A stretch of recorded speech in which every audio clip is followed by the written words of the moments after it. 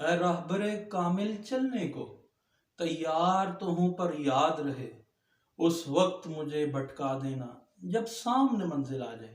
اور جب لیڈران ملت ایسے ہوں کہ ان کے بیانات میں اتنے اتنے بڑے تضاد ہوں تو پھر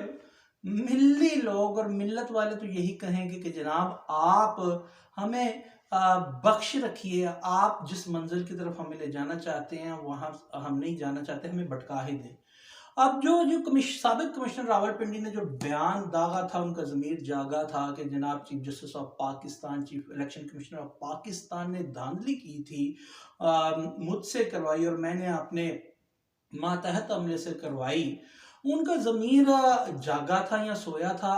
یا اب جاگا ہے یا سویا ہے، انہوں نے اب ان کے اس بیان پہ پاکستان مسلم لیگ نون کے ہراول دستے نے یہ کہا تھا، اور جس میں رانا ثناء اللہ صاحب بھی پیشہ انہوں نے کہا تھا، میرا دیرینہ دوست ہے جناب یہ آدمی سابق کمشنر راول پنڈی لیاقت چٹھا، انہوں نے کہا تھا یہ ذہنی تھوڑا مریض ہے، ڈپریشن میں ہے، کچھ اس کی پروموشن کا معاملہ تھا تو اس وجہ سے اس نے ایسا کام کیا، اس کے ریونج میں ریئیکشنری ہو کے ایسا کیا ہے۔ اور پوری مسلم لیگ نون بھی یہ کہہ رہی تھی کہ ان کا ذہنی کوئی توازن ٹھیک نہیں ہے، اور ہمارے انٹرم کابینہ بھی کہہ رہے تھے کہ ان کا کوئی ذہنی معائنہ کروایا جانا چاہیے، جو انہوں نے کہا کہ دھاندلی کروائی گئی اور پی ٹی آئی والوں کو ہروایا گیا۔ اب اگر لیڈران ملت کے یہ بیانات ہم ٹھیک سمجھ لیتے کہ لیاقت چٹھا سابق کمشنر راول پنڈی کی دماغی حالت، ذہنی حالت، اور رانا ثناء اللہ صاحب کے تو وہ کہتے تھے کہ کافی پرانے دوست بھی ہیں، ٹھیک نہیں، اس کی وجہ سے انہوں نے یہ بیان دے دیا، تو آج انہوں نے جناب جو بیان دیا ہے الیکشن کمیشن آف پاکستان میں، وہ یہ دیا ہے کہ جناب انہوں نے پی ٹی آئی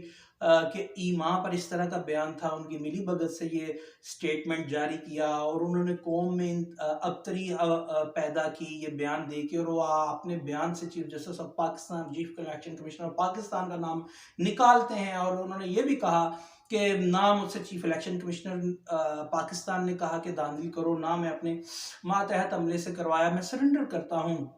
اعلیٰ حکام کے سامنے اپنے آپ کو، میں نے یہ شرمندہ ہوں اپنے اس کیے عمل پہ۔ تو اب تو انہوں نے یہ کہہ دیا ہے کہ جناب میں نے تو یہ جس کا معافی الضمیر یہ ہے کہ میں نے یہ تو پی ٹی آئی کے ایما پر کیا، تو اب جو ہمارے لیڈران ملت پہلے یہ کہہ رہے تھے، ڈھول بجا بجا کے پیٹ رہے تھے کہ جناب اس کی تو ذہنی حالت ٹھیک نہیں، اس نے تو پروموشن نہیں تھی ملی، اس کے ریونج میں اس نے یہ کیا، یہ ایک ڈپریس پرسنالٹی ہے، تو آج انہوں نے یہ کہہ دیا اسی ڈپریس پرسنالٹی نے کہ میں نے تو پی ٹی آئی کے ایما پہ کیا ہے، تو ان لوگوں کی وہ سٹیٹمنٹس کی کیا حیثیت رہ جاتی ہے؟ یہ ہیں ہمارے لیڈران ملت۔ اب آگے چلیے، پی ٹی آئی والے کو سن لیجئے کہ وہ جو لیڈر ملت بنے ہوئے ہیں، بھائی صاحب یہ فرماتے ہیں، بیرسٹر گوہر صاحب یہ کہہ رہے ہیں کہ بھائی صاحب یہ فرما رہے ہیں کہ ہم آئی ایم ایف کو ایک لیٹر لکھیں گے اور کہیں گے کہ جن ملکوں میں جمہوریت نہیں ہوتی، عالمی اداروں کو ادھر کام نہیں کرنا چاہیے۔ کون؟ یعنی عمران خان صاحب۔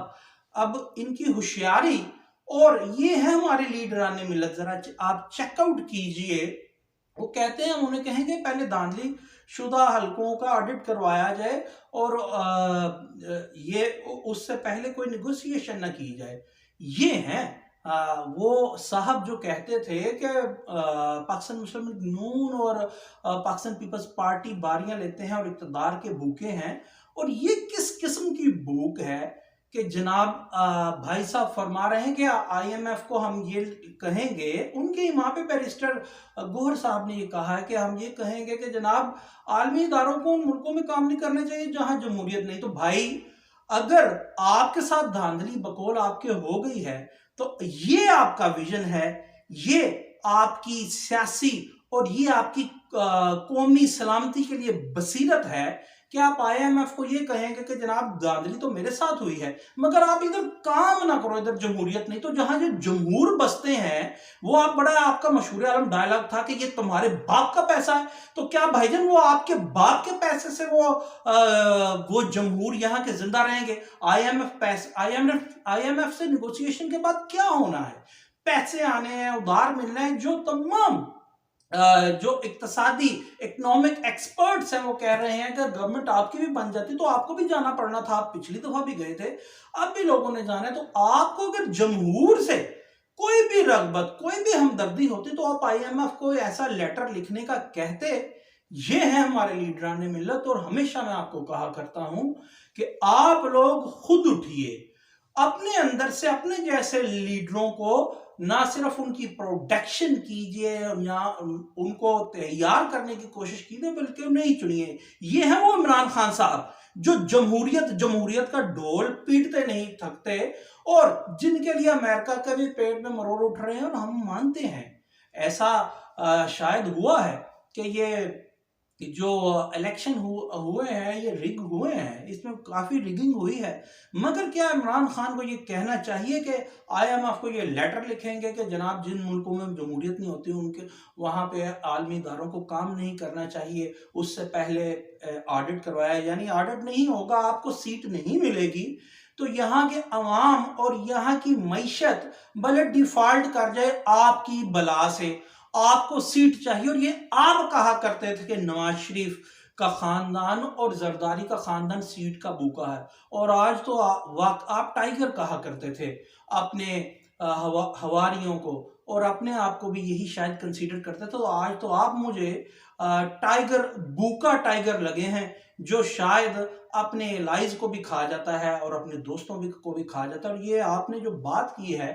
یہ میرے ذاتی اپینین میں تو یہ پاکستانی عوام کو کھانے والی بات ہے، اور شاید آپ کی سیاسی بصیرت کوئی کھا ہی گیا جو آپ نے ایسا سٹیٹمنٹ اور ایسا کرنے کی کوشش آپ کر رہے ہیں۔